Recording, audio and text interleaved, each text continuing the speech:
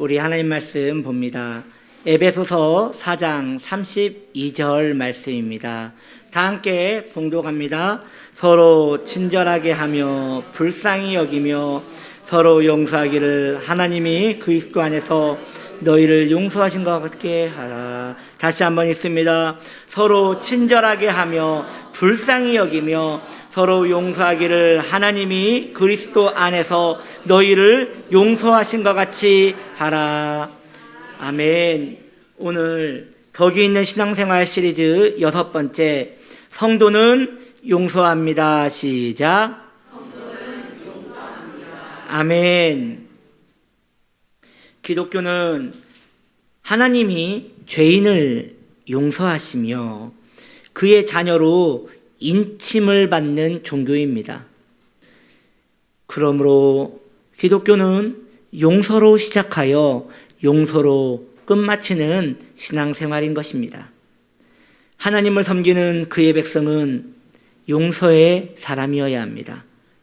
저는 이제부터 더 구체적으로 왜 성도가 용서를 하며 살아야 하는지에 대하여 말씀드리려 합니다. 그 첫 번째로, 우리가 먼저 용서를 받았기에 우리는 용서를 하며 살아야 하는 것입니다. 어느 날 예수님께서 비유를 말씀하십니다. 한 사람이 임금에게 10,000달란트를 빚졌다 합니다. 우리는 이 달란트 하면 어느 정도 금액인지 모릅니다. 이 사람이 10,000달란트를 임금에게 빚졌다 하였는데, 그렇다면 1달란트를 오늘날 시세로 보면 얼마인가 하고 제가 찾아보았더니 3억이라고 합니다. 그러니 1달란트가 3억이라면 10,000달란트는 얼마겠습니까? 제가 한번 계산기로 눌러보았는데 우습게도 제 계산기에 문제가 있는지 모르겠지만 계산할 수 없음이라고 나왔습니다. 너무나 큰 금액이기에 이 금액을 계산할 수 없다고 하는 것 같습니다. 즉, 이 한 사람은 임금에게 도저히 갚을 수 없는 빚을 진 것이지요. 그러므로 그 사람은 도저히 갚을 수 없었기에 감옥에 갇혔고 임금에게 부르짖으며 자비를 구했습니다. 왕이여, 나를 불쌍히 여기소서, 내가 갚겠나이다. 무슨 수로 갚는단 말입니까? 그러나 그는 형식적인 말로 내가 평생에 걸쳐서 갚겠으니 나를 용서해달라고 하였습니다. 임금은 그의 말에 마음이 움직였습니다. 그래서 그의 그 통곡 소리를 듣고 아무 대가도 없이 그를 감옥에서 풀려나가 집으로 돌려보내셨습니다. 이제 그 사람은 기뻐하며 감옥에 풀려나와 가족이 기다리는 집으로 가던 중 꼼짝없이 나는 죽었구나라고 하던 그때에 풀려나와 집으로 가던 중 자신에게 100데나리온 빚진 자를 만납니다. 이 100데나리온은 오늘날 시세로 1,000,000원 정도 됩니다. 그러니 적은 돈은 아니지만 10,000달란트에 비하면 수에도 넣을 가치가 없는 금액인 것이지요. 그 사람의 멱살을 잡고 이 사람은 당장 갚으라고, 내 돈을 갚으라고 하면서 그 사람을 윽박질렀습니다. 그런데 이 100데나리온 빚진 자는, 선생님, 저를 불쌍히 여기소서, 제가 빠른 시일 내에 갚겠으니 저를 불쌍히 여기소서라고 하였지만 그의 말을 듣지 않고 감옥에 넣어버리고 이 돈을 갚기 전에는 당신을 절대 꺼내지 않겠다라고 하면서 소리를 질렀습니다. 그리고 빨리 너의 가족에게 가서 이 돈을 가져오게 하라 하고 협박을 하였습니다. 이 소식이 임금님에게 들려왔습니다. 그 임금은 다시 그 사람을 잡아오게 하였습니다. 그리고 다시 그 사람을 감옥에 가두었습니다. 그때 10,000달란트 빚진 자는 임금에게 호소합니다. 왕이여, 나를 풀어주실 때는 언제고 다시 저를 감금하신단 말입니까? 저를 불쌍히 여기소서라고 하였지만 그 임금은 그에게 냉소적인 말로 이렇게 이야기합니다. 임금은 말하길 너는 큰 용서를 입었으나 다른 이에게 용서를 베풀지 않았으니 너가 입은 용서는 취소가 되었다 라고 하며 그를 평생 감옥에 가두었다는 그러한 비유를 주님께서 드십니다. 우리가 용서하며 살아야 하는 이유는 우리가 먼저 하나님께 큰 용서를 받았기 때문입니다. 본질상 진노의 자녀인 우리는 우리의 죄로 말미암아 영원한 멸망에 처박히게 되었습니다. 감옥에 갇히게 된 것이지요. 그러나 하나님의 놀라운 자비하심이 우리를 용서해 주셨고 우리를 심지어 자녀 삼아 주셨습니다. 용서를 해준 것만으로도 감사한 일인데 그것을 다 제하여 버리고 또 자녀를 삼아 주신 것입니다. 우리가 잘 아는 순교자 손양원 목사님은 그의 두 아들을 죽인 이 공산당원을 자신의 양자로 삼았으므로 우리에게 너무나 충격적인 본이 되시는 분이십니다. 그의 따님 되시는 분이 이 일로 인하여 본인은 괴로워서 평생을 고통받았다고 합니다. 어떻게 내 아버지는 자신의 아들 2명을 죽인 내 사랑하는 오빠를 죽인 그 원수를 용서해 주는 것만으로도 괴로운데 그를 어찌 자녀 삼는단 말인가 하면서 너무나 힘들었다고 합니다. 그때 손양원 목사님은 그 따님을 불러서 그 원수에게 이제 너의 오빠니 오빠라 불러라 라고 할 때 도저히 자신은 오빠라 가족이라 할 수 없었다는 그러한 내용을 책에서 읽은 적이 있습니다. 우리 주님이 우리에게 얼마나 큰 은혜를 베풀었는지 우리는 이로써 알게 되는 것입니다. 그러므로 성도는 항상 내가 큰 용서를 받았음을 마음 깊이 되새기며 살아야 할 것입니다. 이것이 은혜 받은 자의 삶입니다. 자신이 큰 용서를 받았음을 망각하고 신앙생활을 하게 된다면 그것은 그 마음에 이미 영혼의 타락이 깊이 자리 잡은 상태에 머무르게 되는 것입니다. 내가 주님께 이처럼 큰 용서를 받았으니 나도 이제 용서하며 살리라 라고 생각하는 것이 정상적인 신앙인의 마음인 것입니다. 왜 우리는 용서하며 살아야 하는 것입니까? 두 번째로 우리는 앞으로도 계속 용서받아야 할 존재이기 때문입니다. 우리는 죄 사함을 받았지만 틀림없이 또 죄를 지을 것입니다. 그렇지 않습니까? 우리가 이 시간 이 예배를 통하여 하나님께 죄 용서를 받았습니다. 그런데 우리는 또 하나님께 죄를 지을 것입니다. 주님의 마음을 아프게 할 것입니다. 생각으로, 뜻으로, 마음으로 우리는 또 죄를 지을 것이 분명합니다. 우리는 하나님의 자녀가 되었으나 여전히 죄의 성향과 욕구를 그대로 가지고 살고 있습니다. 죄에 대한 욕구와 물론 싸우고 버티지만 때로 이길 때도 있지만 대부분 죄의 욕구를 이기지 못하고 또 다시금 범죄하는 것이 우리의 현실 아닙니까? 이것이 우리의 본 주소인 것입니다. 우리 주님이 가르쳐 주신 주기도문에 이러한 내용이 나옵니다. 우리가 우리에게 죄 지은 자를 용서한 것 같이 우리 죄를 용서하여 주시옵소서. 이 문구는 매우 중요한 문구예요.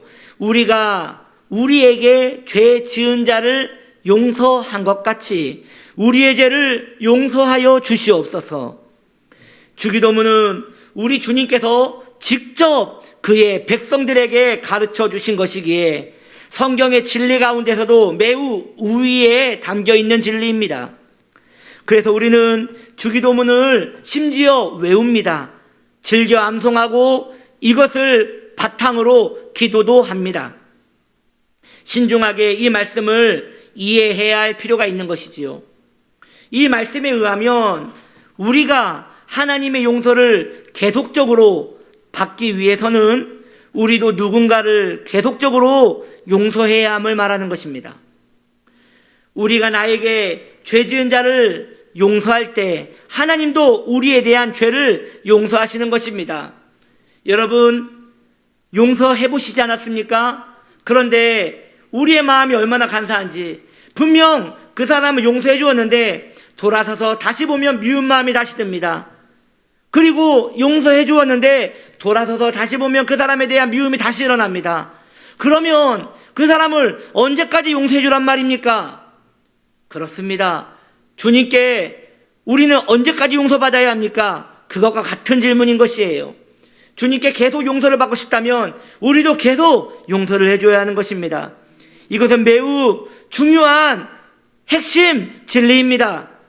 용서는, 죄사함은 우리가 하나님께 용서를 빌어야 용서를 받는 것이 아닙니다. 우리가 회개를 한다고 용서를 받는 것이 아니에요.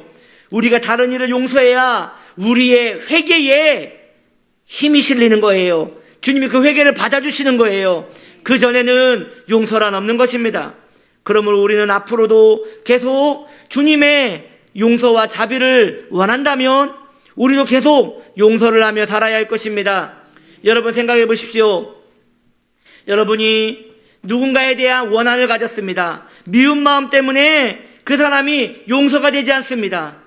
그런데 이걸 그대로 놔두고 또 한 주 동안에 주님 앞에 범죄한 사실이 있습니다.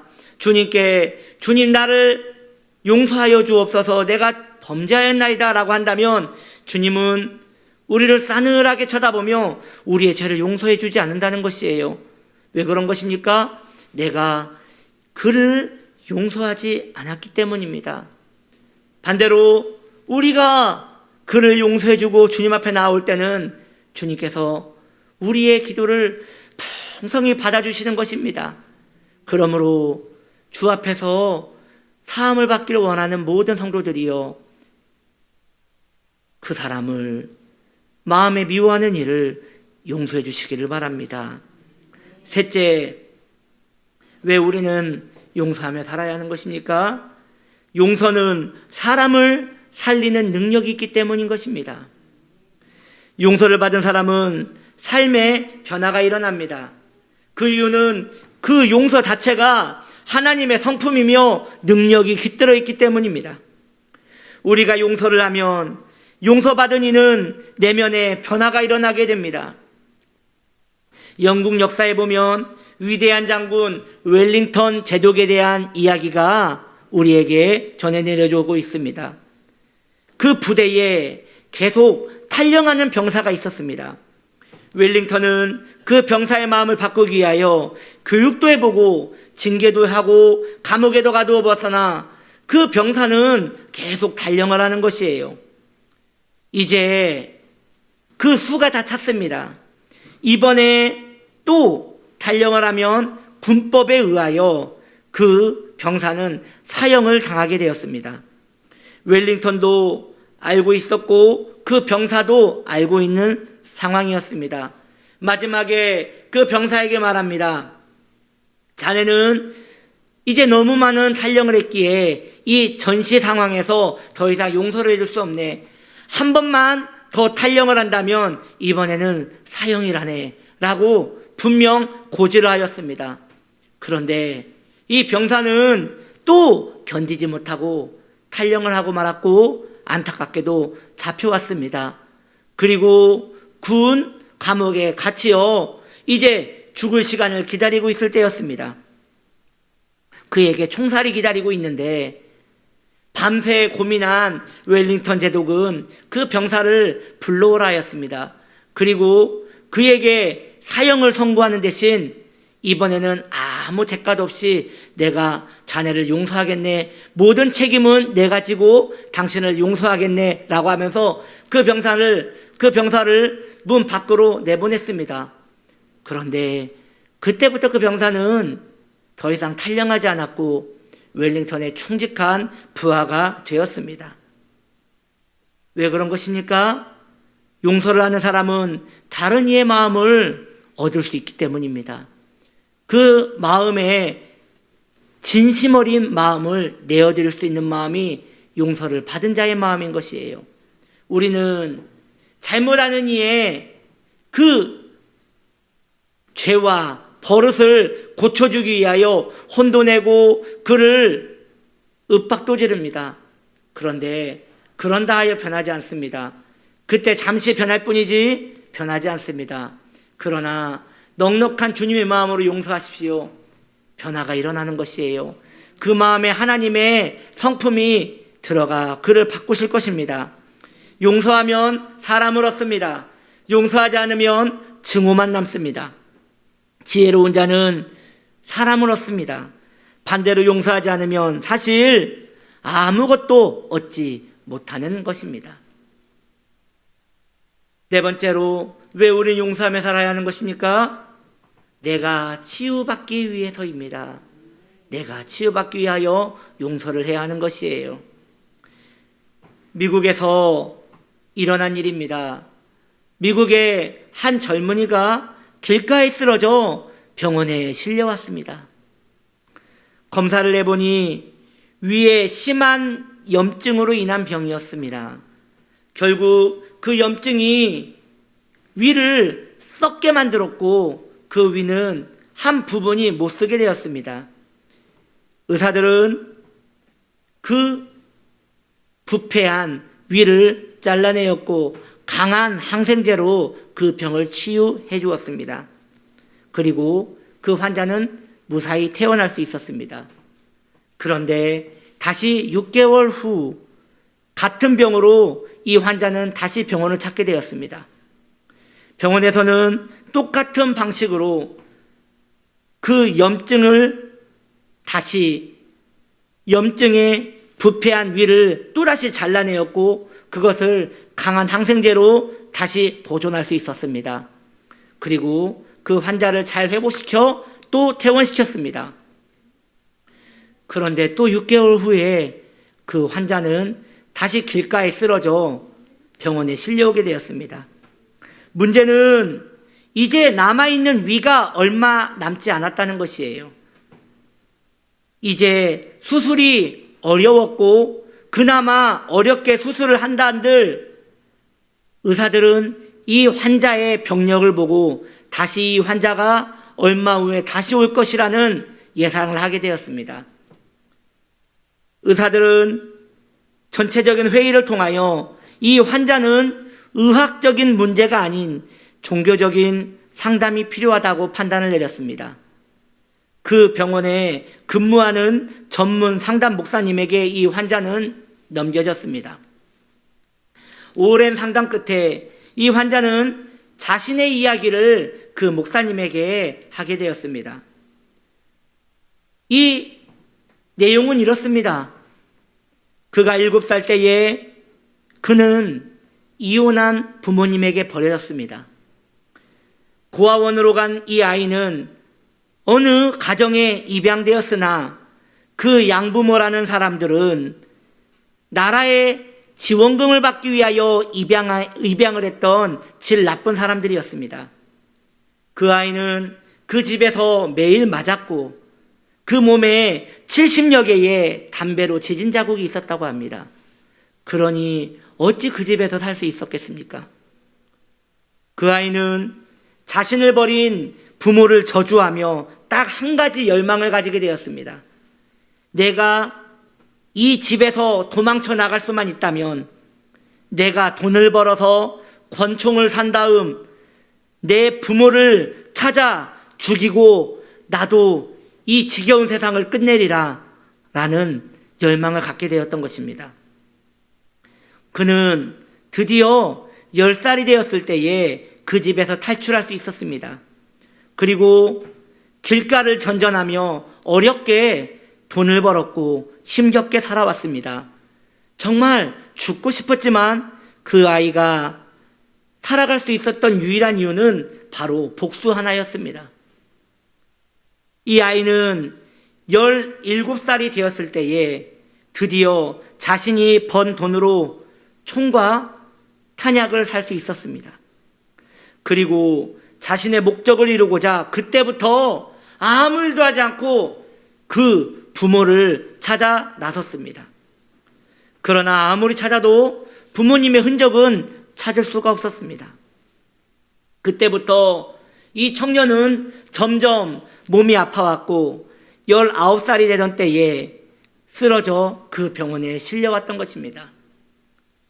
이 상담 목사님은 이 모든 내용을 알았고 이제 병원의 전체 회의를 통하여 병원을 통하여 의뢰하여 FBI에 정식으로 요청을 하여 그 청년의 부모를 찾아달라고 부탁을 합니다.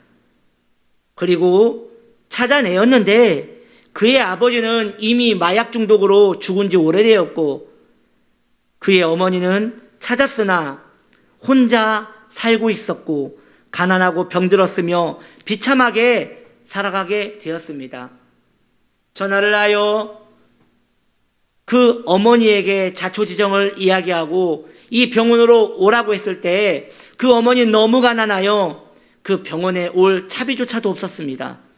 병원에서는 모든 여비를 보내주고 그 어머니를 병원으로 오게 하였습니다. 이제 그 병원에서 그 청년의 어머니를 다시 만나서 자초지종을 얘기하고 그 청년과 유리병 하나를 놔두고 만나게 해주었습니다. 왜냐하면 그 청년이 해를 입힐 수도 있었기에 유리병을 채우고 대화를 시킨 것입니다. 청년은 자신 앞에 있는 병들고 힘이 없는 이 여인이 자신의 어머니라는 이야기를 듣고 입에 거품을 물며 당장 죽여버리기 전에 빨리 나가라고 하였습니다. 그 두꺼운 유리벽을 주먹으로 치며 빨리 내 눈앞에서 사라지라 하였습니다. 이 어머니는 청년 앞에서 무릎을 꿇고 자신을 용서해달라고 눈물로 그 청년에게 용서를 빌었습니다. 3일 밤낮으로 그 청년은 으르렁거리며 어머니를 저주하였고 그 어머니는 쥐죽은 듯 그 아들의 앞에서 무릎을 꿇고 계속 한없이 눈물만 흘렸습니다. 3일간 소리를 지르다 진이 빠진 그 아들은 이제 어머니에게 한마디 말을 합니다. 나 버리고 얼마나 잘 살았는지 좀 드러나 봅시다 라고 물어봤을 때 그 어머니는 내가 너를 버린 죄로 정말 끔찍한 저주를 받아 너무나 고통받으며 살았노라고 아들에게 자신의 삶을 이야기해 주었습니다. 이 이야기를 들은 아들의 마음에 어머니에 대한 긍휼한 마음이 들었어요.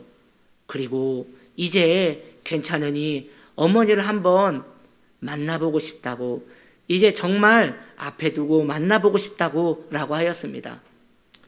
이제 유리병은 사라졌고 아들과 그 어머니가 만났을 때 그 어머니는 다짜고짜 아들의 가슴으로 화라가 끌어안았습니다. 그 아들은 그때 무언가 모를 뜨거운 게 가슴에 올라오면서 펑펑 눈물을 흘리는 거예요. 두 사람이 끌어안고 거의 짐승이 울부짖듯 울기 시작하였습니다. 이제 두 사람이 화해를 하게 된 것이지요. 시간이 되어 다시 그 청년은 수술을 하기 위하여 검진을 받게 되었습니다.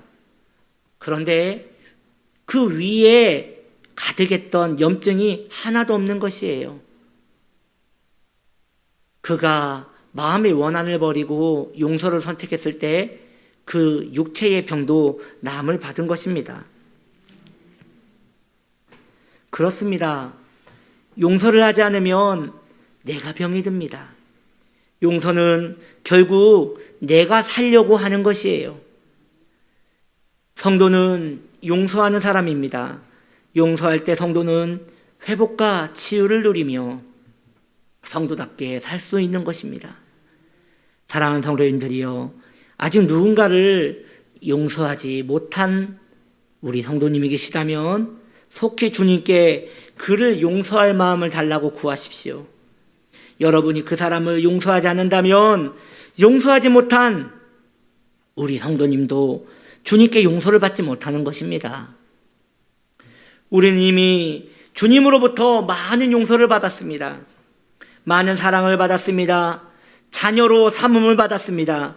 그러므로 우리는 이제 누구라도 용서할 수 있는 처지가 된 것이에요.